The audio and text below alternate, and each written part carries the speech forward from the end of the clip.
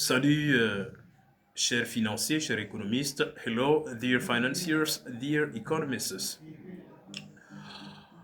Vous êtes sur la page l'anglais pour les économistes et les financiers francophones. Eh bien, l'objectif de la vidéo que vous êtes en train de suivre est et d'ailleurs c'est aussi l'objectif de la page, c'est de vous amener euh, vous, financiers et économistes francophones, à apprendre des vocabulaires anglais dans votre domaine professionnel, c'est-à-dire des vocabulaires que vous utilisez peut-être au quotidien en français, mais dont vous ne connaissez pas les équivalents en anglais. Donc l'objectif de cette vidéo et l'objectif même de la page, c'est de vous amener à vous approprier ces vocabulaires parce que l'anglais étant une langue qui gagne du terrain aujourd'hui, vous pouvez chaque jour ou bien à tout moment être amené à assumer vos responsabilités ou bien vos tâches en anglais. Alors, avant de continuer, je vais vous inviter à aimer la vidéo, à liker, comme on aime tant le dire, et à inviter, si c'est possible, vos collègues du même domaine professionnel que vous, c'est-à-dire les professionnels de l'économie et des finances, et cela pourrait également les aider. Chers amis, aujourd'hui, nous allons apprendre l'équivalent. Et je précise qu'aujourd'hui, c'est la toute première vidéo qui passe sur la page l'anglais pour les économistes et les financiers francophones. Donc c'est la toute première vidéo. Et pour cette toute première vidéo, le vocabulaire que nous allons apprendre, c'est ce que vous appelez dans votre jargon faux clients. Dans le domaine de l'économie, des finances, dans les entreprises commerciales, il y a un terme qu'on appelle faux. Il y a un terme qu'on appelle faux client. Le terme faux client, quel est son équivalent en anglais? Eh bien, c'est l'objectif de cette vidéo. Un faux client, d'abord, il faut qu'on passe par la définition avant d'arriver à la traduction ou encore à l'équivalent du terme en anglais. Un faux client, c'est un agent qui est chargé de tester le réseau ou bien l'offre d'une entreprise commerciale en se faisant passer pour un client, mais qu'en réalité, voilà, en réalité, il n'est pas un client, mais il se fait passer pour un client. Voilà pourquoi on l'appelle faux client.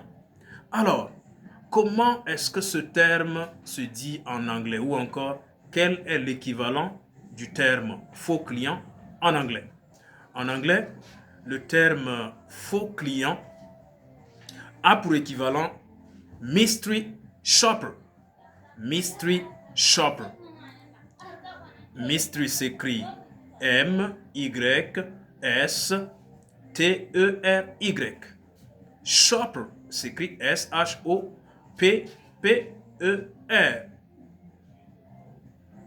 Est-ce qu'il faut aussi épeler en anglais? Oui, puisque nous sommes en train d'apprendre des vocabulaires en anglais. Eh bien, mystery, the spelling of mystery is M-Y-S-T-E-R-Y. And the spelling of shopper is S-H-O-P-P-E-R. Mystery shopper. Alors, si vous êtes dans une entreprise commerciale, vous y travaillez, si vous êtes un financier, vous êtes un économiste, et qu'il vous arrive de traduire le terme faux client en anglais et que vous êtes bloqué, eh bien, le terme approprié et simple et qui est utilisé par vos collègues anglophones, c'est le terme mystery shopper. Si on traduisait cela littéralement de l'anglais au français, c'est-à-dire si on traduisait mystery shopper en français, on obtiendrait sûrement client mystère. C'est un peu ridicule. Ou encore on pourrait traduire par client mystérieux. C'est un peu ridicule. Mystérieux parce qu'en réalité ce n'est pas un client. Voilà. Donc chers économistes, chers financiers, chers professionnels de l'économie et des finances. Voici pour la toute première vidéo le vocabulaire que je souhaitais partager avec vous. Mystery shopper qui signifie en français et que voilà, c'est d'ailleurs familier pour vous. C'est un terme que vous utilisez au quotidien dans vos activités. Faux client. Mystery shopper, faux client. Voilà. Merci. Thank you very much. But before we leave each other, I invite you to follow the page and to like the video, and if possible invite your colleagues that have the same professional field like you to come and monitor the page so that the number of followers of this page grows from day to day. And voilà, je répète, comme je l'ai dit au début, chers amis, si vous vous retrouvez sur cette page, ça veut dire forcément que vous êtes un professionnel de l'économie ou des finances, et donc aimez la vidéo et partagez-la si possible. Et voilà, vous pouvez inviter d'autres amis ou d'autres collègues du même domaine que vous, c'est-à-dire de l'économie et des finances, à suivre cette page à travers laquelle ils peuvent chaque semaine apprendre un vocabulaire dans leur domaine. Aujourd'hui, nous avons appris mystery shopper, qui signifie en français faux client.